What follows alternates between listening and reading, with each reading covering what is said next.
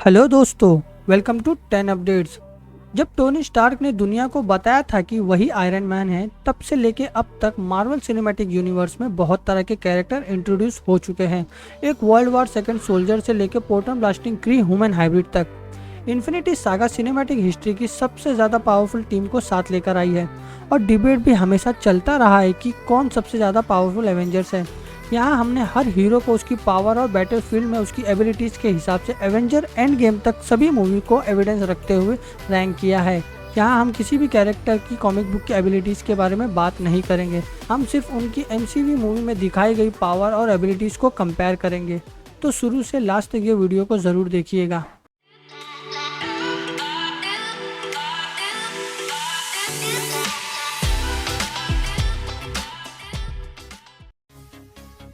Spiderman.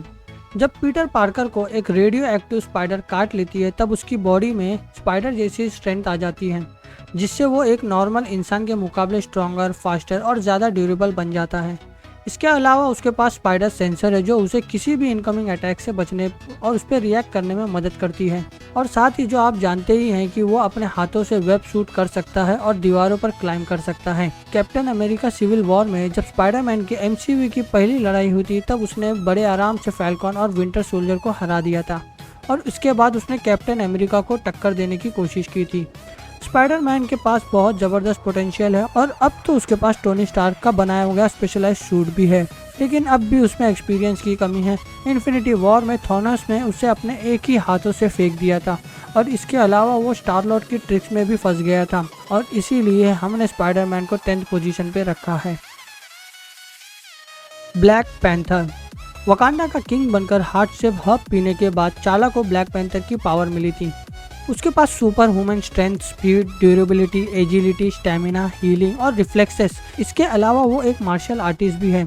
उसका black panther suit vibranium से बना है जो काइनेटिक एनर्जी को ऑब्जर्व करता है, जैसे कि ब्लास्ट और पंचेस, और उसी एनर्जी से वो काउंटर अटैक भी कर सकता है। ब्लैक पैंथर का फाइटिंग स्टाइल सबसे अलग है। कैप्टन अमेरिका सिविल वॉर में उसने बिना सूट के विंटर सोल्जर को हैंड टू हैंड जबरदस्त टक्कर दी थी। हल्क। अब तक के हल्क को फिजिकल स्ट्रॉन्गर एवेंजर्स कहा जाता था, लेकिन एमसीयू में हल्क बस्टर आर्मर और थॉर से वो जीत नहीं पाया। इसके बाद थैनोस के हाथों उसकी बुरी तरह पिटाई हुई और वो फिर हमें कभी नज़र नहीं आया, और जब वो नज़र आया तब वो प्रोफेसर हल्क बन चुका था, जिसे लड़ाई में कोई इंटरेस्ट नहीं रह गया था। लेकिन अभी भी हल्क की बॉडी उतनी ही स्ट्रॉन्ग है, क्योंकि एंड गेम में स्नैप करते वक्त वो 6 स्टोन की एनर्जी को झेल पाया और ऐसा करने में अपना हाथ खो बैठा, और इसीलिए हमने उसे 8th पोजीशन पे रखा है। विजन एक एंड्रॉयड था जो सिंथेटिक वाइब्रेनियम से बना था, जिससे वो उड़ सकता है और किसी भी फिजिकल ऑब्जेक्ट के थ्रू जा सकता है। उसका दिमाग Tony Stark, Bruce Banner, Ultron, Jarvis और माइंड स्टोन के कॉम्बिनेशन से बनाया है। कुछ थियोरीज के हिसाब से वो सबसे स्ट्रॉन्गेस्ट एवेंजर है। उसके पास माइंड स्टोन है, लेकिन वो उसका कोई खास यूज नहीं कर पाया। विजन बहुत स्मार्ट और एज ऑफ अल्ट्रॉन में उसने थॉर का हैमर भी उठाया था, लेकिन इन्फिनिटी वॉर में वो जख्मी होने के बाद वो ज़्यादा कुछ कर नहीं पाया। पर कैप्टन अमेरिका सिविल वॉर तक वो बहुत यूजफुल रहा था, इसलिए विजन हमारी लिस्ट में 7th पोजीशन में है।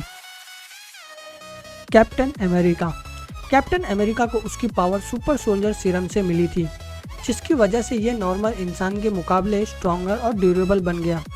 उसके पास इन हैंड सेंस भी है और उसकी बॉडी खुद को बहुत ही जल्दी हील भी कर सकती है। कैप्टन अमेरिका के पास वाइब्रेनियम शील्ड है, जिससे वो किसी भी अटैक से खुद को डिफेंड करता है और उसी शील्ड को वो अटैक के लिए भी यूज़ करता है। कैप्टन अमेरिका एक पहला ऐसा वुमन है जो थॉर के हैमर को उठा पाया और उसे थॉर से भी ज़्यादा अच्छे तरीके से यूज़ कर पाया। Captain America hand to hand combat में एक्सपर्ट है, जिससे वो सिविल वॉर में आयरन मैन को भी टक्कर दे चुका है। इसके अलावा कैप्टन अमेरिका की सबसे मेन पावर है उसकी हिम्मत। वो कभी गिव अप नहीं करता और एंड गेम में वो अकेला पूरी थैनोस आर्मी से लड़ने के लिए आगे बढ़ रहा था। आयरन मैन के पास बस एक ही पावर है और वो है इंटेलिजेंस, जिसकी वजह से वो किसी भी कैरेक्टर को टक्कर देने की काबिलियत रखता है। उसने अपना पहला आर्मर एक गुफा में बनाया था, उसके बाद वो अपने आर्मर को कॉन्स्टेंटली अपग्रेड करता रहा। आयरन मैन अकेला एक ऐसा एवेंजर है जो इन्फिनिटी वॉर में थैनोस को खून निकाल पाया, और ऐसा उसने तब किया जब थैनोस के पास 4 इन्फिनिटी स्टोन थे, और इसके बाद एवेंजर एंड गेम में उसने 6 इन्फिनिटी स्टोन को विल्ड करके स्नैप भी किया, जो एक नॉर्मल इंसान के लिए इम्पॉसिबल काम था। डॉक्टर स्ट्रेंज एक सॉर्सर ऑफ सुप्रीम है जो मिस्टिक आर्ट का मास्टर है। उसके पास इन्फिनाइट मैजिक है जिससे वो स्पेस और टाइम को कंट्रोल कर सकता है। और जैसा कि एंड गेम में एनसाइन 1 ने बताया था कि डॉक्टर स्ट्रेंज का मुकद्दर है हम सबसे बेहतर होना, तो डॉक्टर स्ट्रेंज वैसे भी सबसे बेहतर है। मिस्टिक आर्ट को यूज़ करने के लिए स्ट्रेंज को अपने हाथों का मूव करने की ज़रूरत पड़ती है, जो देखा जाए तो एक तरफ से डॉक्टर स्ट्रेंज की कमज़ोरी भी है, क्योंकि इसी वजह से ओनिमो उसे पकड़ पाया। वैसे इन्फिनिटी वॉर में बिना टाइम स्टोन के यूज़ किए उसने थैनोस को ज़बरदस्त टक्कर दी थी, लेकिन फिर भी वो थैनोस से हार गया, क्योंकि वो जानता था इसका नतीजा क्या निकलने वाला है। वो देख चुका था कि पहली फाइट में एवेंजर्स को हारना होगा, और इसके बाद एवेंजर एंड गेम में डायरेक्टर ने डॉक्टर स्ट्रेंज को मेन फाइट से दूर रखा, क्योंकि वो मेन कैरेक्टर पे फोकस करना चाहते थे, और इसीलिए हम उसकी और थैनोस की फाइट को दोबारा नहीं देख सके। स्कारलेट विच वांडा मैक्सिमोव को उसकी पावर माइंड स्टोन से मिली है। जब हाइड्रा ने लोकी के स्केप्चर से इनपाइन एक्सपेरिमेंट किया था, वांडा के पास टेलीकाइनेसिस, टेलीपैथी और एनर्जी मैनिपुलेट करने की पावर्स है। उसके अलावा वो उड़ सकती है, फोर्स स्पीड जनरेट कर सकती है, बड़े बड़े ऑब्जेक्ट को मूव कर सकती है और बहुत खतरनाक एनर्जी ब्लास्ट भी कर सकती है। इसके अलावा वो किसी की भी माइंड में डर पैदा कर सकती है, जैसा उसने एज ऑफ अल्ट्रॉन में एवेंजर के साथ किया था। वकांडा बैटल में वांडा ने सिर्फ एक ही हाथ से थैनोस को रोक के रखा था, जो अपने आप में बहुत बड़ी बात है। और एंड गेम में वांडा ने अपनी पावर से थैनोस को बैकअप बुलाने के लिए मजबूर कर दिया था, और साथ ही उसने थैनोस की स्वॉर्ड भी तोड़ दी थी, जिसने कैप्टन अमेरिका की शील्ड तक को भी तोड़ दिया था। हम देख सकते हैं अपने हर अपीयरेंस के साथ वांडा अपने पावर्स को इम्प्रूव कर रही है। अब बात करते हैं फैन फेवरेट थॉर की। थॉर बहुत ज़्यादा पावरफुल है, उसकी स्ट्रेंथ का कोई मुकाबला नहीं। थॉर एक फुल 4 स्टार की एनर्जी को खुद पे झेल चुका है, और स्टॉर्म ब्रेकर मिलने के बाद थॉर और भी ज़्यादा खतरनाक हो गया है। इन्फिनिटी वॉर में थॉर ने लगभग थैनोस को मार ही दिया था। थॉर इतना पावरफुल है कि फिल्म मेकर लगातार उसकी पावर को कंट्रोल में रखने के लिए उसके साथ कुछ न कुछ करते रहते हैं, जैसे कि रैग्नारॉक में उसका हैमर तोड़ दिया, इन्फिनिटी वॉर में ज्यादा कर उसको मेन बैटल से दूर रखा, और एंड गेम में उसे डिप्रेशन में डाल दिया। अगर थॉर अपनी पूरी पोटेंशियल पर आ जाए तो उसका मुकाबला कोई नहीं कर सकता, और अभी तो उसको अपनी फुल पावर को कंट्रोल करना भी नहीं आता। तो अभी ये बताना मुश्किल है कि थॉर कितना पावरफुल है। इसके बाद भी थॉर हमारी लिस्ट में 2nd पोजीशन पर है। Captain Marvel.